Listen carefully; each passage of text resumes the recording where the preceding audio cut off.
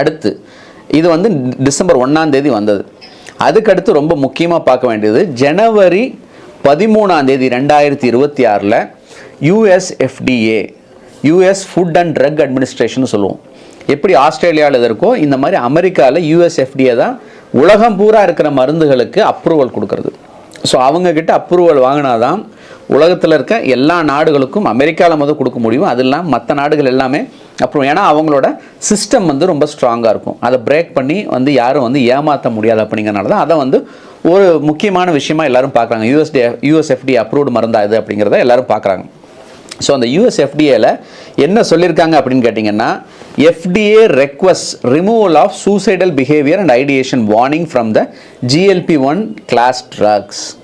அதாவது வந்து இந்த சூசைடல் தாட்ஸ், தற்கொலை தூண்டுதல் இல்லைன்னா சுயமாக வந்து நம்மளை வந்து டேமேஜ் பண்ணிக்கக்கூடிய சுய பாதிப்புகளை ஏற்படுத்திக்கக்கூடிய எண்ணங்கள் வரும் என்கிற வார்னிங்கை, எச்சரிக்கையை நீங்கள் அந்த மருந்துலேருந்து எடுத்துடலாம். ஏன்னா நாங்கள் இது வரைக்கும் பண்ண பலதரப்பட்ட ஆராய்ச்சியில் அப்படி எந்த விஷயமுமே கிடையாது அப்படிங்கிறத அவங்க கொடுத்துருக்காங்க. இது வந்து ரீசன்ட் அப்டேட். ஸோ இது ஏன் நான் அதை சொல்ல வரேன்னா, இந்த வீடியோஸ் இப்போ நிறையா ஷேர் ஆனதுக்கு பிறகு இந்த ஆஸ்திரேலியாவில் இப்படி சொல்லிட்டாங்கன்னு சொல்லி நிறையா ஷேர் ஆனதுக்கப்புறம் நிறைய பேர்த்துக்கு ஒரு பயம் உண்டாயிருக்கு.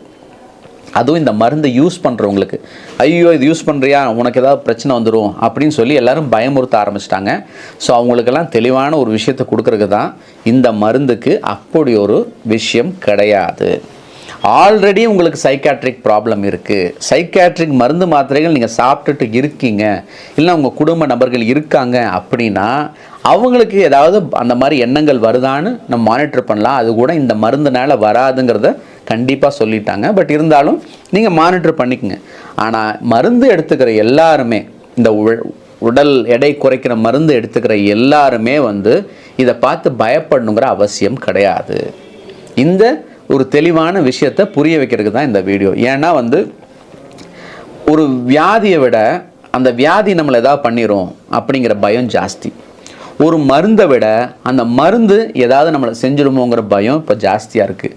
இன்றைக்கி வியாதிகள் ஏற்படுத்துகிற பாதிப்பை விட இந்த பயங்கள் ஏற்படுத்துகிற பாதிப்பு தான் ரொம்ப ஜாஸ்தியாக இருக்கிறத நான் பார்க்குறேன். நிறைய பேர் வந்து பயந்துட்டு மருந்து மாத்திரை சாப்பிடாமல் இருக்கிறது, மருந்து மாத்திரையை தவிர்க்கிறது அப்படின்னு சொல்லி வியாதியினால் மிகப்பெரிய பிரச்சனைக்கு ஆளாகிறாங்க. இன்னொரு ரொம்ப முக்கியமான ஒரு விஷயம் சொல்கிறேன். எல்லா முக்கியமான இந்த லைஃப் ஸ்டைல் டிசீசஸ்ன்னு சொல்லக்கூடிய நம்மளோட சுகரு, ப்ரெஷரு, கொலஸ்ட்ராலு, இருதய தொந்தரவு, ஏன் கேன்சர், PCOD, இன்ஃபர்டிலிட்டி எல்லாத்துக்குமே அடிப்படை காரணம் உடல் பருமன்.